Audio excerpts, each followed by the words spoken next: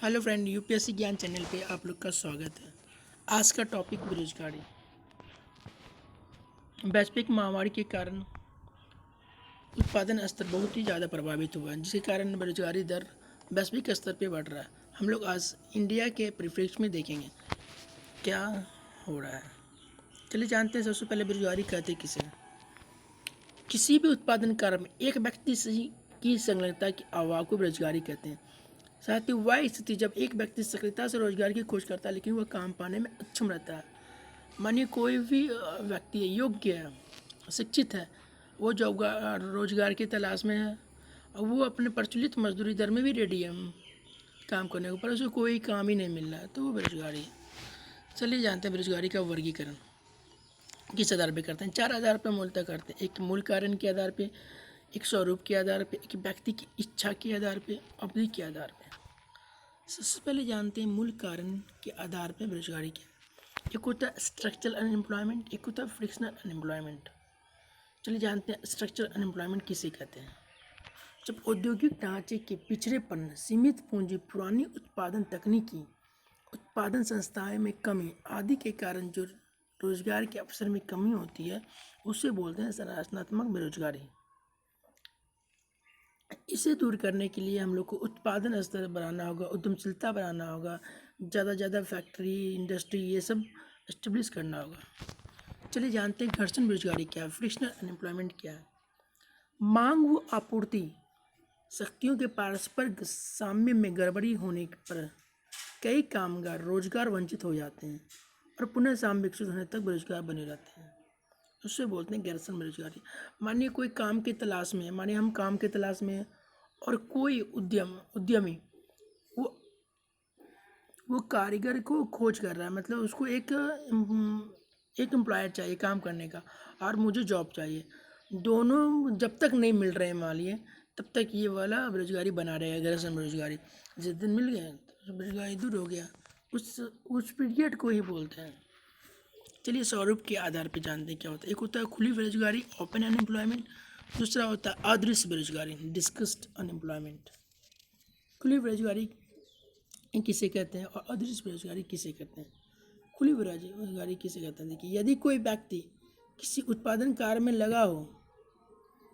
लगा ही ना हो तो उस स्थिति को खुली बेरोजगारी कहेंगे। ओके। और अदृश्य या प्रच्छन्न बेरोजगारी, किसी कार्य को करने में आवश्यकता से अधिक श्रमिक लगे हो तो उसे बोलेंगे अदृश्य बेरोजगारी। जैसे कृषि के क्षेत्र में हम लोग देखते हैं, ज़्यादातर देखने को मिलता है, जहाँ 3 आदमी 4 आदमी खेत में ही काम करके काम निपटा सकते हैं, वहाँ पूरे परिवार के आदमी ही लगे रहते हैं, 8 9 10 आदमी ही लगे रहते हैं। उसमें 2 4 आदमी निकाल भी देते हो, उत्पादन स्तर में कोई कमी नहीं आएगा, लेकिन वहाँ पे रहते हैं, इंगेज रहते हैं लोग। चलिए जानते हैं व्यक्ति की इच्छा के आराज में बेरोजगारी क्या है। ऐच्छिक बेरोजगारी, अनैच्छिक बेरोजगारी, वॉलेंट्री और इनवॉलेंट्री। ऐच्छिक बेरोजगारी किसे कहें। मजदूरी के प्रचलित स्तर पर रोजगार के अवसर उपलब्ध होने पर भी जो स्वेच्छा से बेरोजगार बने रहते हैं।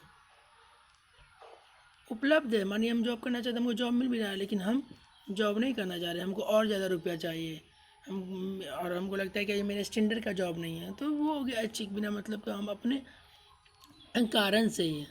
या देखिए दिल्ली में ही देखिए रेंट कितना ज़्यादा है, तो उन मकान मालिक का बेटा लोग, जो मकान मालिक खुद ही है, वो उसको फ्री में रेंट आ ही रहा है, तो वो क्यों जॉब करेगा। वो सबको अच्छी बेरोजगारी बोलेंगे। अनच्छी बेरोजगारी देखिए क्या, मजदूरी की प्रचलित दर पर काम करने के लिए तैयार होते हुए भी अवसर ही नहीं है, तो उसे बोलेंगे इनवॉलेंट्री अनएम्प्लॉयमेंट। कोई काम करना चाहता है लेकिन उसको काम ही नहीं मिलता है। जो दर है माने अभी चल रहा है 300 रुपया एक दिन का काम का, माने लेबर लोग का, तो वो उतना रेडी है लेकिन नहीं मिल रहा है, फिर भी जॉब नहीं मिल रहा, तो अनैच्छिक हो गया। चलिए अवधि के आधार पर जानते हैं। एक होता है अर्ध बेरोजगारी, एक पूर्ण बेरोजगारी। Under unemployment, full unemployment. Under unemployment क्या होता है, औसतन प्रतिदिन 1 घंटे से अधिक लेकिन 4 घंटे से कम अवधि के लिए कार्य कर पाता है कोई आदमी, तो उसे बोलेंगे अर्ध बेरोजगारी। वहीं पूर्ण बेरोजगारी बोलेंगे 1 घंटा से भी कम कोई काम कर पाता होगा, तो उसे बोलेंगे पूर्ण बेरोजगारी। इसे अन्य शब्दों में भी जानते हैं वार्षिक रोजगार आकलन जो होता है, कार्य दिवस निर्धारित किया जाता है। कार्य दिवस होता है 270 दिन। अगर कोई भी व्यक्ति 35 दिन से कम दिनों का रोजगार पाता है तो उसे बोलेंगे पूर्ण बेरोजगार। और कोई आदमी 35 से 135 दिन की तक कार्य पाता है तो उसे बोलेंगे, जॉब कर पाता है तो उसे बोलेंगे अर्ध बेरोजगारी। लेकिन कोई आदमी 135 दिन से ज़्यादा तक जॉब करता है, काम में लगा रहता है, रोजगार में लगा रहता है तो उसे बोलेंगे पूर्ण रोजगार। पूर्ण बेरोजगार नहीं, पूर्ण रोजगार। ओके, चलिए ये बेरोजगारी का वर्गीकरण हो गया। चलिए आगे चलते हैं। भारत में बेरोजगारी के कारण क्या क्या है? सबसे पहला कारण जान ही रहे हैं, जनसंख्या में बढ़ोतरी, आर्थिक समृद्धि दर में गिरावट, दोषपूर्ण शिक्षा प्रणाली, भूमि का विखंडन। भूमि का विखंडन समझने के लिए देखिए, भूमि का जो छोटा होते जा रहा है, पीढ़ी दर छोटा होते जा रहा है तो बेरोजगारी बढ़ ही रहा है। मतलब लैंड छोटा है लेकिन उस पर ज़्यादा आदमी निर्भर है। लघु और सूक्ष्म उद्योग का ह्रास हो रहा है दिनों दिन। कृषि व मौसमी व्यवसाय में कमी, अपर्याप्त रोजगार योजना, स्वरोजगार की इच्छा का अभाव, लोग करना ही नहीं चाह रहा है स्वरोजगार। जैसे अभी इंडिया गवर्नमेंट ला रहा है स्टार्टअप स्टैंड अप, कितना गवर्नमेंट प्रोग्राम ला रहे हैं, लेकिन बहुत आदमी का क्या अंदर से जागरूक ही नहीं है कि स्वरोजगार करे, नहीं उसको चाहिए सरकारी नौकरी चाहिए, उसमें लगा हुआ है तो बेरोजगार बना हुआ है। कौशल एवं तकनीकी का अभाव, स्किल और टेक्नोलॉजी का भी इंडिया में कमी है, बहुत ज़्यादा है भी। तो लोग जागरूक नहीं है, लोग की जानकारी तक नहीं है, जानकारी पहुंच से दूर है। कार्यस्थल पे भेदभाव, कार्यस्थल पे देखिए जाति आधारित भेदभाव होता है। साथ ही देखिए महिला पुरुष में भेदभाव होगा, काम भी बांट दिया था, महिला को ये मिलेगा, पुरुष को ये मिलेगा। महिला हार्ड काम नहीं कर सकती है, पुरुष कर सकता है। इस आधार पे भी बेरोजगारी कहीं ना कहीं बढ़ता ही है। फिर शारीरिक अक्षमता, ये भी एक बेरोजगारी का कारण है। चलिए जानते हैं इसके क्या क्या परिणाम हो सकते हैं।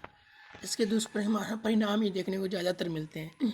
एक हो गया आर्थिक परिणाम, एक सामाजिक परिणाम। दो वैल्यू में बांट के देखते हैं। आर्थिक परिणाम में क्या, अगर बेरोजगारी दर बढ़ेगा तो हमारा जो है समृद्धि ग्रोथ रेट कम होते जाएगा दिनों दिन। और हम बेरोजगार ही रहेंगे, हम ना हमें मुझे पूंजी होगा, ना पैसा होगा, ना बचत होगा, ना हम पूंजी निर्माण करेंगे तो उसमें भी गिरावट आएगा। मानव संसाधन का कुशलता प्रयोग नहीं, मानिए अच्छे से इंडस्ट्री फैक्ट्री रोजगार के अवसर ही उपलब्ध न है। लोग शिक्षित है, कौशल भी है लेकिन जॉब ही नहीं है, ना उद्यम है हमारे आसपास, ना जॉब का कोई भी रास्ता ही दिखेगा। तो क्या होगा, उससे दिनों दिन मानव संसाधन का कुशलता और कम होती जाएगा। सामाजिक परिणाम के रूप में देखेंगे तो बेरोजगारी आदमी है, ना इनकम का सोर्स ही नहीं है तो क्या होगा, जीवन स्तर की गुणवत्ता में कमी आएगी, आय एवं संपत्ति के वितरण में असमानता आएगी। किसी के पास जॉब है, उसके पास रुपया है, किसी के पास जॉब नहीं है, बेरोजगार है, उसके पास रुपया ही नहीं है तो वो क्या आएगा, जिसके पास जॉब है वो दिनों दिन पैसा वाला बनते जाएगा, जो बेरोजगार है तो दिनों दिन गरीब ही बनते जाएगा। तो क्या होगा, इससे विषमता हमारा बढ़ते जाएगा। आय से आधारित देखिए या संपत्ति के आधारित में, वो उसके पास पैसा है तो वो संपत्ति खरीदेगा, इसके पास है ही नहीं तो वो आगे बढ़ते जाएगा और ये पीछे हटते जाएगा। तो क्या होगा, दोनों के बीच का डिफरेंस और बढ़ते जाएगा। साथ ही वर्ग संघर्ष की स्थिति हो जाएगा, सामाजिक अशांति फैलेगी। जब कुछ नहीं होगा, जब पेट पे लात पड़ता है ना तो लोग हथियार उठाएगा ही, हथियार उठाएगा, चोरी डकैती ये सब काम बढ़ जाने लगेगा, गैर कानूनी गतिविधि में वृद्धि होगी, वही चोरी डकैती मर्डर ये सब बढ़ने लगेगा, मतलब सामाजिक अराजकता बढ़ फैलेगी। साथ ही जानते हैं भारत में बेरोजगारी दूर करने के मुख्य कार्यक्रम, मेरे major programmes for unemployment eradication India. India में कई बार विभिन्न सेशन में लाया गया, कितना ही प्रोग्राम लाया गया, बहुत अमल हुआ है, बहुत अमल नहीं हुआ है। क्या होता है, मेन क्रियान्वयन सही तरीके से नहीं होने के कारण नहीं होता। अब बहुत हुआ भी है, रोजगार मिले भी हैं। चलिए देखते हैं कौन कौन सा योजना लाए, जो प्रमुख योजना है उसकी चर्चा करते हैं। सबसे पहला प्रधानमंत्री रोजगार सृजन कार्यक्रम, दूसरा राष्ट्रीय ग्रामीण आजीविका मिशन, तीसरा कौशल विकास कार्यक्रम, तीसरा राष्ट्रीय शहरी आजीविका मिशन, पाँचवा दीनदयाल उपाध्याय अंत्योदय योजना, छठा मनरेगा। मनरेगा तो जानते हैं सबसे ज़्यादा फेमस है, Mahatma Gandhi rural employment guarantee act. इसमें बहुत ज़्यादा ही मजदूरों लोग को काम मिला है। अब हाल ही में लॉन्च किए हैं पीएम प्राइम मिनिस्टर, ये आत्मनिर्भर भारत अभियान के बाद जो पैकेज लॉन्च किया उसके बाद पीएम स्वनिधि योजना, लॉन्च किए हैं बेरोजगारी कम करते हुए। स्ट्रीट वेंडर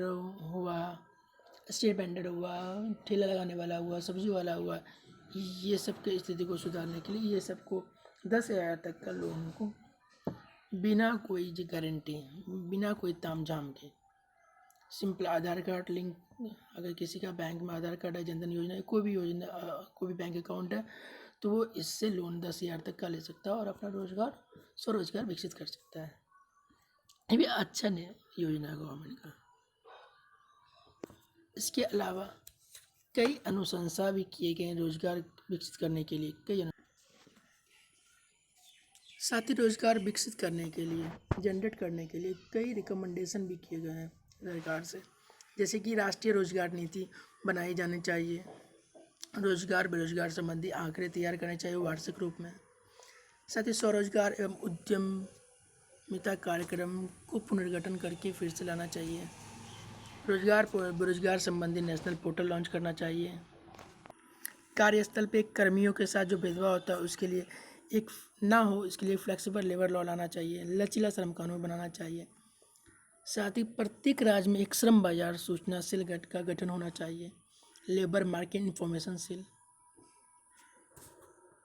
प्रभावी स्कूली शिक्षा के साथ व्यावसायिक शिक्षा का प्रावधान होना चाहिए। स्कूल में जो प्राथमिक शिक्षा दिया जाता है उसमें साथ साथ बिजनेस स्टडी भी होना चाहिए, मतलब क्या मार्केट एजुकेशन भी देना चाहिए। स्वयं सहायता समूह को प्रोत्साहन मिलना चाहिए, सेल्फ हेल्प ग्रुप को बढ़ावा देना चाहिए, एनजीओ को बढ़ावा देना चाहिए, साथ ही पॉलिटेक्निक तथा उच्च तकनीकी संस्थाओं का स्तर उच्च किया जाना चाहिए। इसके अलावा और भी अनुशंसाएं हैं जो सरकार को करना चाहिए। Thank you friend.